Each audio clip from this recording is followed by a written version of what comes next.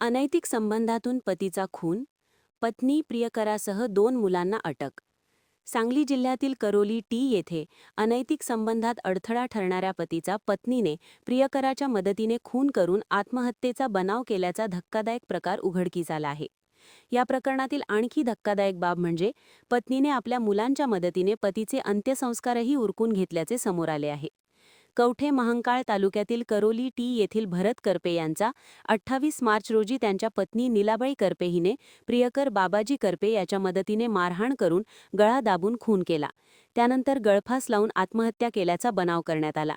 घटनेनंतर पत्नीने आपल्या दोन्ही मुलांच्या मदतीने आणि प्रियकराच्या साथीने भरत करपे यांचा मृत्यू दारू पिऊन झाल्याचे सांगत अंत्यसंस्कार उरकले. दरम्यान 12 दिवसांनंतर कवठे महांकाळ पोलिसांना या घटनेची गोपनीय माहिती मिळाली.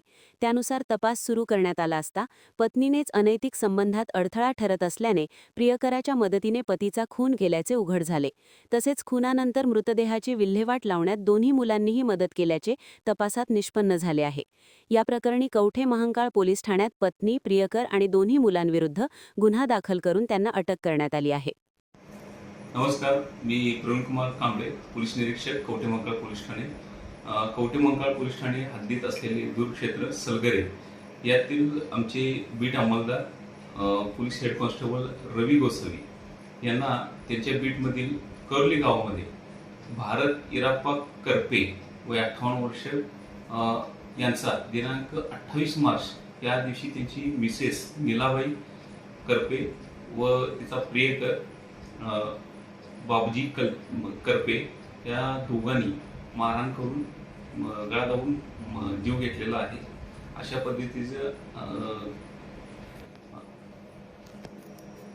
खून केला याबाबतची माहिती, गोपनीय माहिती मिळाली होती. त्या गोपनीय माहितीच्या अनुषंगाने त्या शेजारी राहणाऱ्या लोकांकडे चौकशी केली असता त्या दिवशी 9:15 वाजताच्या सुमारास भारत इराप्पा करपे यांना नीलाबाई, त्यांची पत्नी नीलाबाई व बाबूजी करपे ही दोघं मारहाण करताना पाहिलेली लोक होती. तसेच त्या दिवशी मारहाण केल्यानंतर त्यांना त्यांच्याच भावाच्या घराच्या खिडकीला गळ्यामध्ये ठिबक सिंचनाचा पाईप लावून गळफास लावून गळफास लावण्याचा बनाव केला होता. मात्र त्या ठिकाणी रोहन साळवे हा मुलगा वॉशरूम करता गेलेला असताना त्याने ते पाहिल्यानंतर त्यांना परत इथे हॉस्पिटलमध्ये आणल्यानंतर इथे ते दारू पिऊन मयत झाले अशी खोटी बतावणी केली व त्यांचं पीएम न करता परत नेऊन त्यांचं प्रेत 4:30 वाजता दहन वगैरे केलेलं होतं.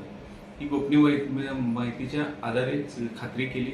यावरून असे झाले की नीलाबाई तसेच बाबूजी करपे या दोघांमध्ये अनैतिक संबंध होते. अनैतिक संबंधाला कुठेतरी अडथळा येत आहे. भारत करपे यासाठी त्यांना मारहाण केली होती, काठीने मारहाण केली आणि परत नीलाबाई यांनी त्यांच्या गळा दाबून तिचा मय झाल्यानंतर हालचाल थांबल्यानंतर त्यांना नीलाबाई आणि बाबाजी या दोघांनी उचलून गळ्याला ठिबक सिंचनाचे पाईपमध्ये लावून खिडकीला अडकावून गळफास लावल्याचा असा बनाव केला होता. आणि त्यात सामील त्यांची मुलं देखील त्यांना ही बातमी तिच्या आईने सांगितली होती. मिळालेल्या गोपनीय माहितीप्रमाणे सर्व तपास केला असता जे गोपनीय बातमी होती ती पूर्णपणे खरी होती. भारत इराप्पा करपे यांना त्यांची पत्नी नीलाबाई करपे व बाबूजी करपे या दोघांनी मारहाण करून गळा दाबून जीव ठार मारले.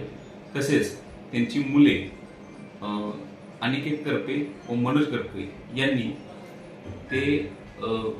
त्यांचे प्रेत विल्हेवाट लावण्यासाठी त्यांनी मदत केलेली आहे. असं निष्पन्न झाल्यानंतर त्यांच्या विरोधात कवठे महांकाळ पोलीस ठाणे गुन्हा नंबर 131/2026 BNS कलम 103(1) 238 3-5 प्रमाणे गुन्हा दाखल केला असून त्याचा तपास आम्ही स्वतः करीत आहोत.